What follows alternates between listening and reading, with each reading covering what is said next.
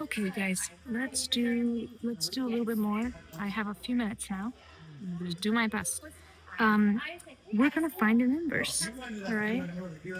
So we're finding the inverse. I decided we should do E. So my favorite way to find an inverse, you guys, is the amplify way. Boy, is it fantastic. All right. What we do is we first build our function from x on up. The first thing happening to x, think of it as if you were plugging in something for x like 5. What's the first thing you would do to 5? The first thing you do is add 2. So from here to here, we will add 2. And then what's the next thing we do? What we do is we take this x plus 2 and we make it the exponent of 3. So 3 to the power of.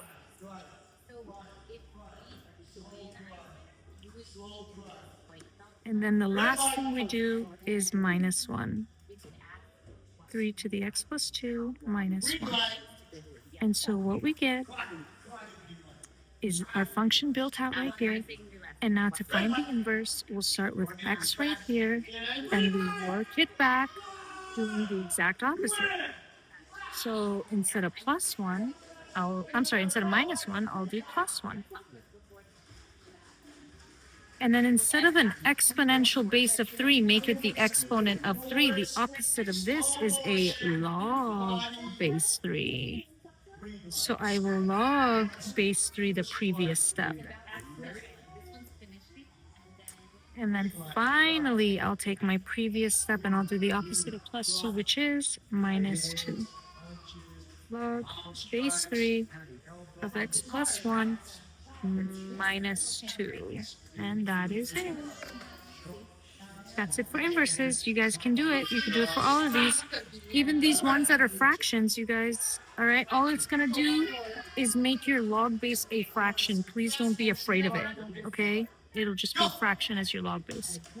What we'll do is I'll write this as k inverse of x equals log base 3 of x plus 1 minus 2, which is what I found.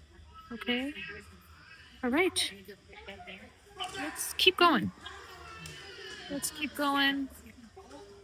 What else can we fit in here? Let's look at graphs, huh? Let's look at some of these graphs. So for the graphs, they want me to match each of these to the correct ones down here. Oh, there's more. Boop, boop, boop, boop. Okay, we're gonna match them all up. So here's the deal. The first thing I notice when I look at a graph, because these kind of, you might argue that they all kind of look the same. They all kind of look like this, like, kind of L-shaped curve, right?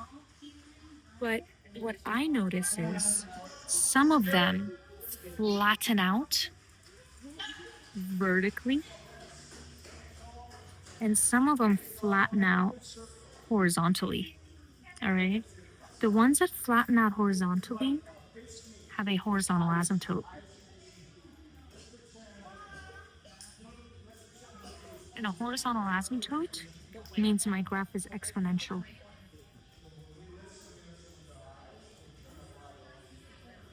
These ones right here with the vertical, that's a vertical asymptote. And the vertical asymptote indicates to me a logarithmic equation. Okay? So then now, that's going to help me a lot in matching up. All right? Looking at A, which one does A match up with? A is a logarithmic function. So I need one of them that has a vertical asymptote. And then it is furthermore a just a basic parent function log. Okay, you guys? Here's how parent function logs work. That means no transformations. AY equals log base b of x graph if b is bigger than 1,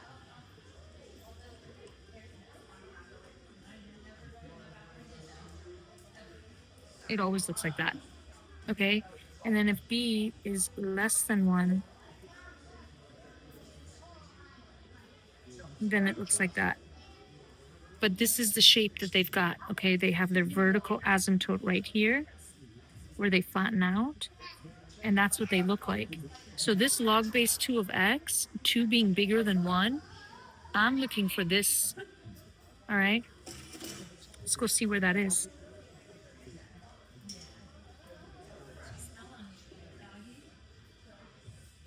It's right here, okay? This is this log base 2 curve, okay? I will graph this in detail later, just to make sure if there's time. Okay, next, let's keep going. Let's look at this guy. This is an exponential function, so I'm definitely expecting a horizontal asymptote, all right? The horizontal asymptote is wherever the vertical shift is. So this vertical shift is at 3. I need a horizontal asymptote at y equals 3 for this function. This is an exponential. The exponential parent function is y equals b to the x. And it looks like this if b is bigger than 1.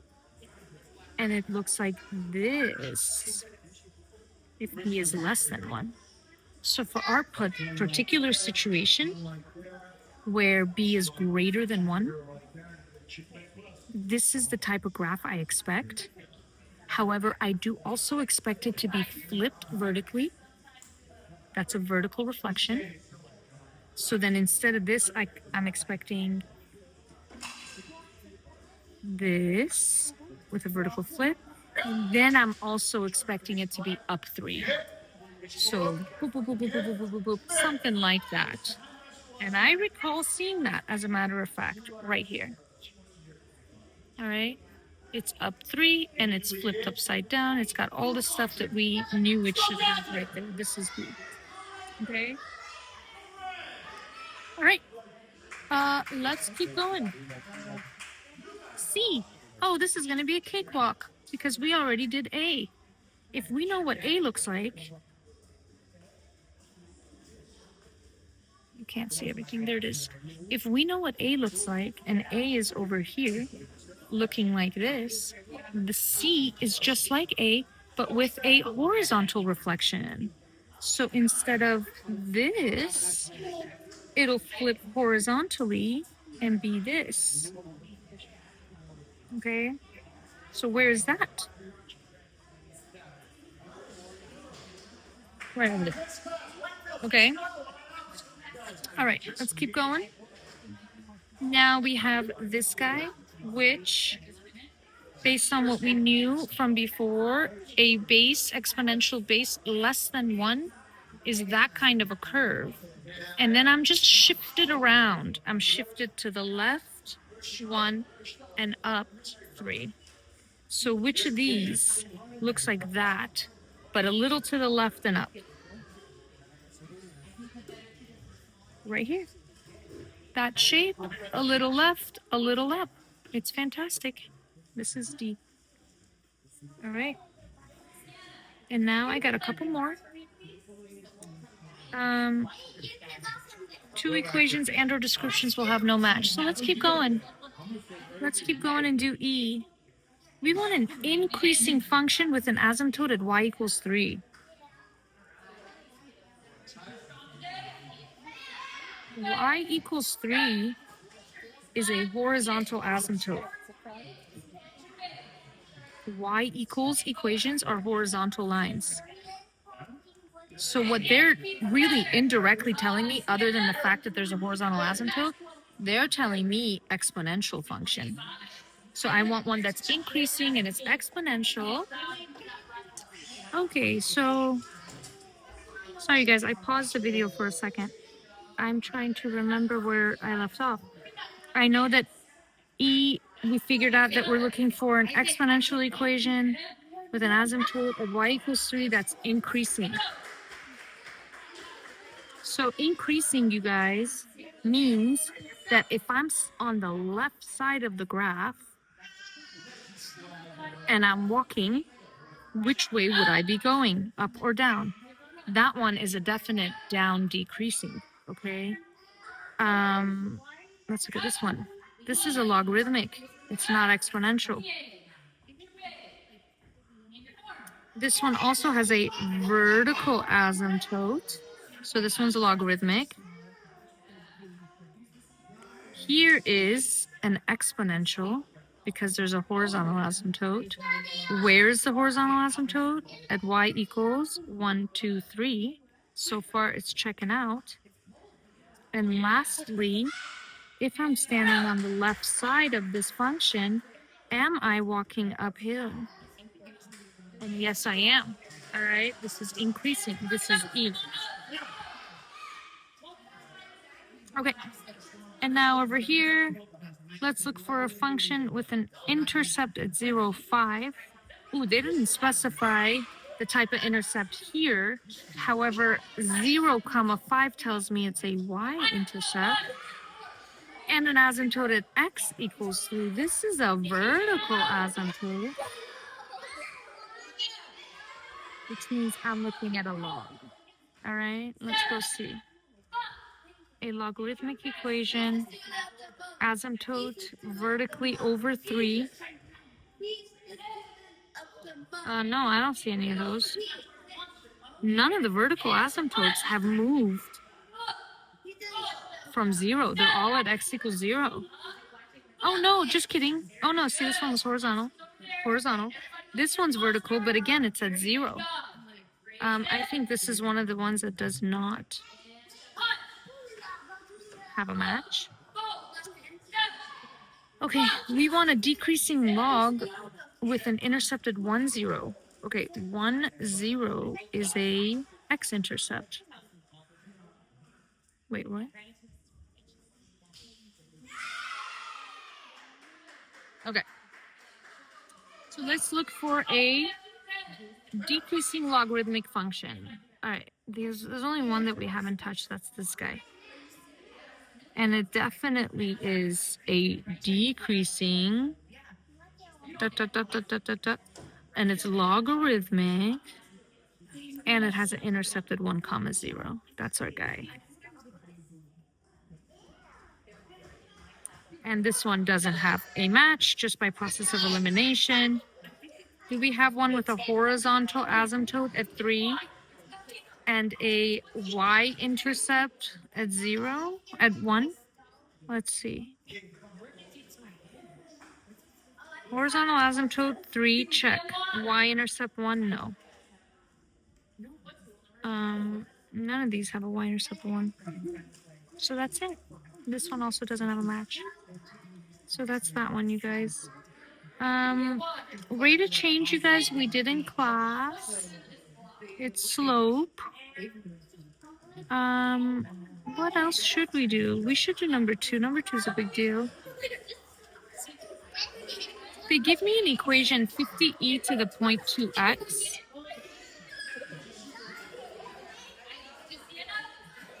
So this right here, you guys, the presence of e tells me we are compounding continuously. Okay. And what else I know is that we start with 50 of whatever this is. They want me to write a situation. All right. Let's say that this is the population of bacteria. This is bacteria over X days. All right. So if that's our context, what's important for us to understand is that that 0.2, when we have E and we're compounding continuously, a positive rate means growth. And a negative rate means decay. So what does this mean? That means 50 e to the 0.2x is positive because, I'm sorry, is growth because 0.2 is positive. All right. So this is definitely growth.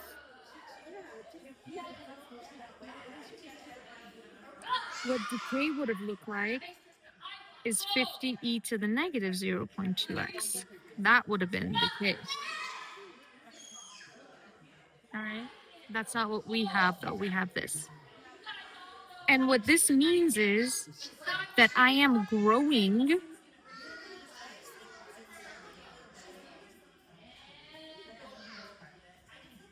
by a rate of 20% compounded continuously. Okay? That's what this means. Now, what part B is talking about is that this function is actually exactly the same as this function, where this function is communicating to us growth of 20% compounding continuously.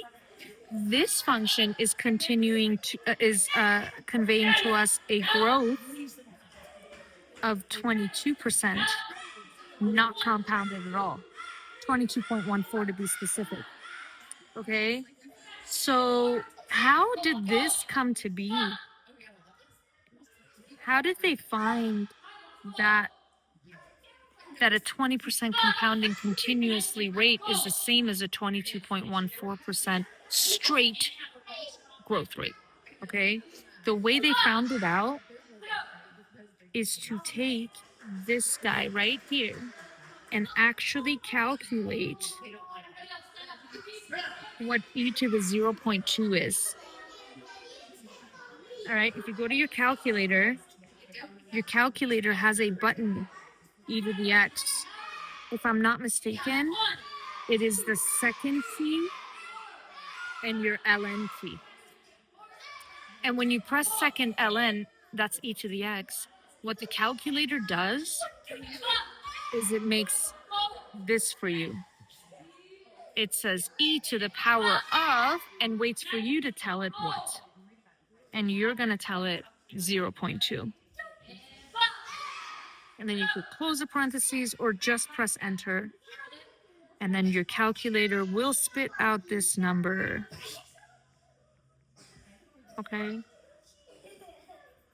So 20% is the compounding continuously rate, but the compounding actually makes my rate a little bigger. It makes it about 22%. And you have to take the 1 away. Remember, these types of equations give you the rate as 1 plus the rate. So 1 plus the rate is 1.22. All right. So then I have to subtract the 1 to see that the rate is 0.22, which is 22%. And this is for growth. For decay, I would have 1 minus the rate. Okay. So whatever number I saw here, I would have to realize is 1 minus the rate. Okay. You guys make sure you still know the cooling and heating coffee or whatever questions. Make sure you still know those. Make sure you know how to graph a log. Should we graph one of these?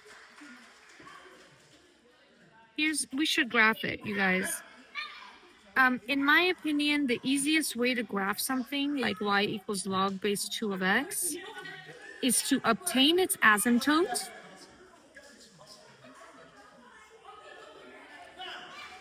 and to obtain its t-chart.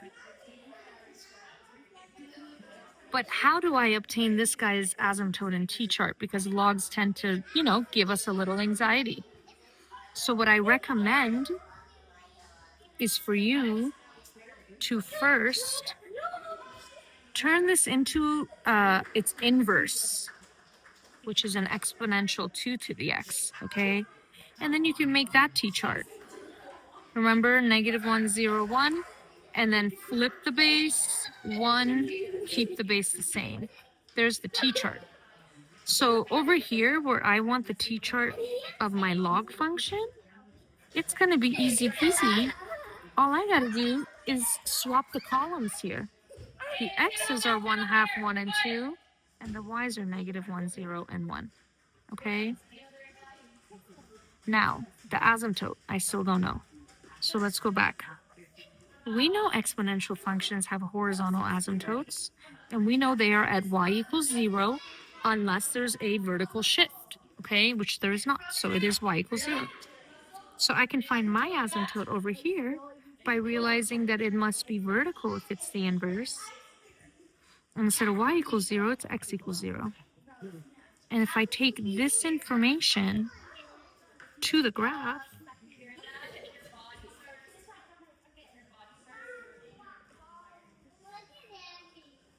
and just plot it all there, all right? Vertical asymptote at x = 0.